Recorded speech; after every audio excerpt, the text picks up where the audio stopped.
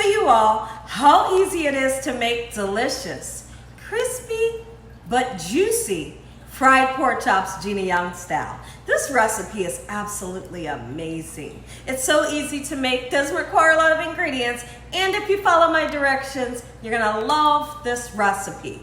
Here's the ingredients you're gonna need.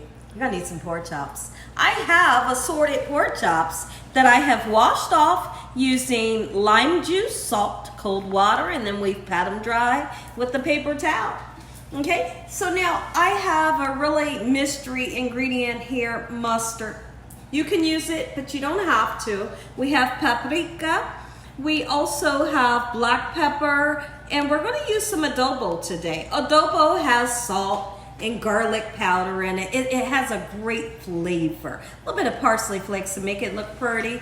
And we have flour. This is an all-purpose flour. And the oil that we're gonna fry in is vegetable oil. Make sure your hands are clean. Let's make some pork chops, Gina Young style. I couldn't be more excited to share you all how easy it is to make delicious pork chops. These pork chops will never be dry. They will not be dry. Guaranteed they're gonna have a nice crunchy, outer to them. But then in the inside, it's gonna be nice and moist, and it's gonna have such a beautiful color. Okay, so the first thing that I wanna talk about before we begin to season up our pork chops is, have you ever made a pork chop and when you cooked it, it starts out flat and then it goes like this in the pan? Why that happens is because we naturally have fat on the pork chop. And once that fat gets hot, it kind of shrivels up a little bit and makes your pork chop go from this state to whoop, like that. So what we're gonna do is we're gonna examine each pork chop before we get started and see where's the fat at. When you find the fat, we're gonna put a little nick in it so that doesn't happen. So let's go ahead and do that together. Okay, so right here, there is our corporal. We got a little bit of fat, put a nick in it. It's not gonna make a difference in the look of your pork chop, okay? Here's another piece that could potentially shrink up and create, your pork chop to go in a funny, make it bubble up. Perfect. Just like so. This is so simple, so easy, but I highly suggest that you do that with your pork chops so that they lay nice and flat in the pan. Okay, so now that I have this done, when I come back, we're gonna season these babies just like so. Don't be afraid to season. I know, don't do it. Some of you are afraid to put that seasoning on there, and then you say, Gina, my food had no flavor. It's because you need to put a little bit more seasoning on there in order for it to taste delicious, okay? So now I'm going in with the black pepper. Black pepper is gonna bring an amazing flavor. You bet it will. And not only am I gonna season one side, I'm gonna season both sides. Nice amount of paprika. You can use smoked paprika if you want to. Okay, let's lift this up. Making sure that you get every nook and cranny of the meat nice and seasoned. And then that adobo. If you never tasted adobo before, try it. You will absolutely love the flavor. So a couple weeks ago, I made Puerto Rican pork chops.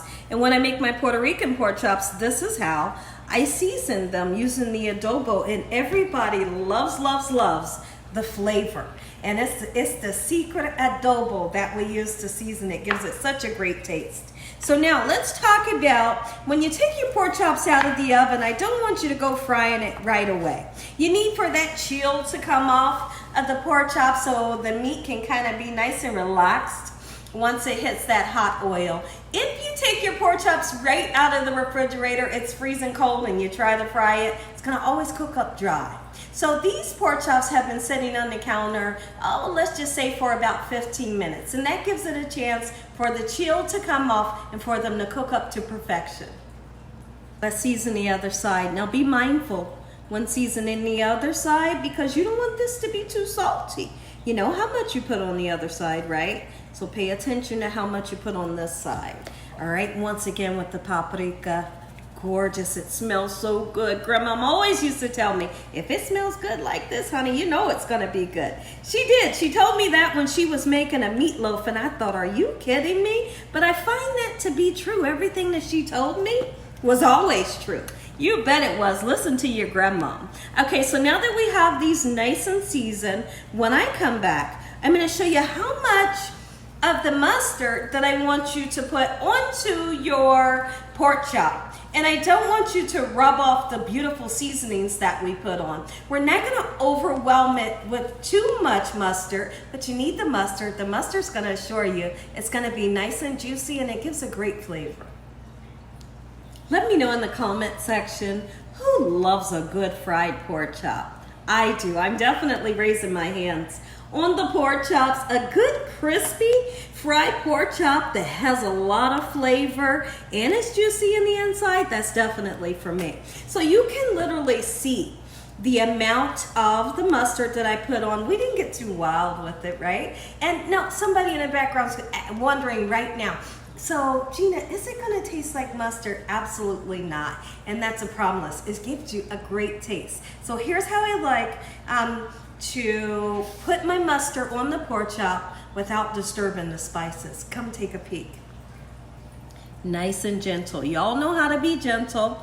And while we're keeping all the lovely spices on, just like so, the mustard is giving great flavor and helping to keep our pork chops nice and juicy during the frying process. So I'm gonna do this on both sides, and when I come back, I wanna talk about how hot your oil should be and what temperature you should cook your pork chops on. Let's mustard the other side of the pork chops. In the meantime, between time, I'd love to talk about something. So today is Saturday, August the 12th. Guess what's happening exciting today? So today at 4 p.m. Eastern Standard Time, we will be celebrating a special birthday on my live. We're gonna do a live cooking session, and Gina Young's gonna show you all how easy it is to make a delicious strawberry shortcake. I've put out a community post already. Go over, look in the community post. You're gonna see all of the ingredients that you're gonna need so you can run out to your local market, pick up the ingredients, and we can make strawberry shortcake together. This recipe's easy peasy, it's simple, and it's delicious. I can't wait to see you all there. We're gonna have so much fun. Okay, everyone, so we let everything set, let's just say for about 12 minutes. So now we're gonna take, and this is just an all-purpose flour. This does not have cornmeal in it. It does not have cornstarch in it, just all-purpose flour, okay? So now we're gonna take our pork chop and we're going to dredge it in such a manner, okay? Just like so. And what's very important, I always like to tell you all, when you are dredging your pork chops, it's very important that you give it a nice shake like this, okay? Taking off the excess on purpose, because naturally what's gonna happen when you fry that baby, flour is going to come off into the pan and it may burn at the bottom of the pan. And we wanna reduce as much flour that will go into the pan that will burn, because we don't want to give our oil a burnt flavor and then your pork chops taste kind of like they're burnt. Okay, so dredge it and shake it just like so in this manner. Let's do a couple right now.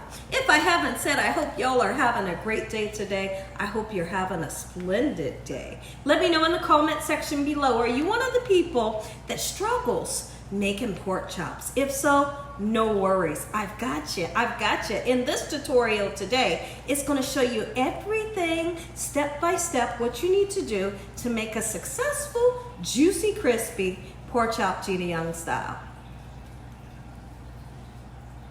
Pork chops going in. Now, one thing you're going to notice is that some of the pork chops seem a little bit smaller. Well, because I felt the need to go ahead and cut some of them in half. They were so big, so why not make extras, right? And when you find the really big pork chops, just cut them in half and you'll have more.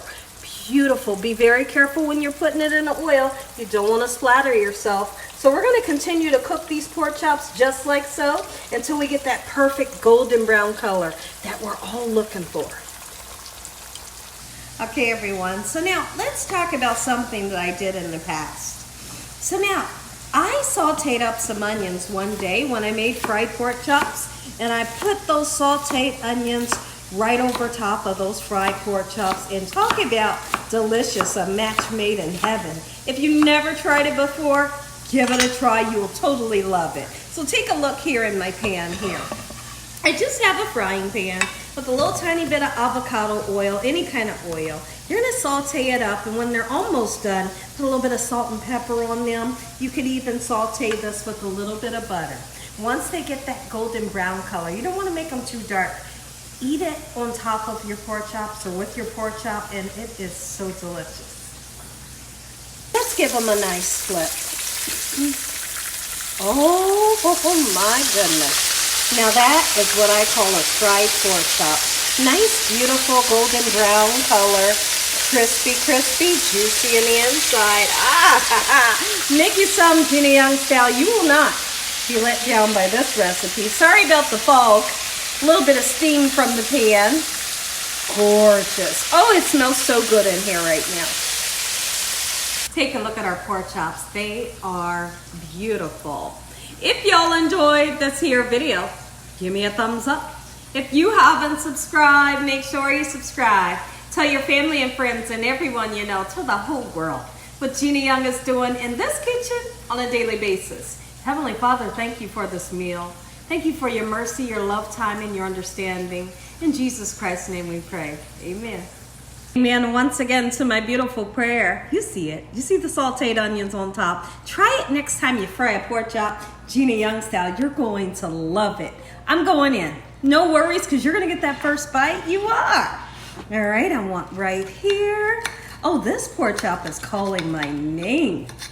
Oh, you bet it is. Look at that. Ooh, and a little bit of this. My mouth is salivating.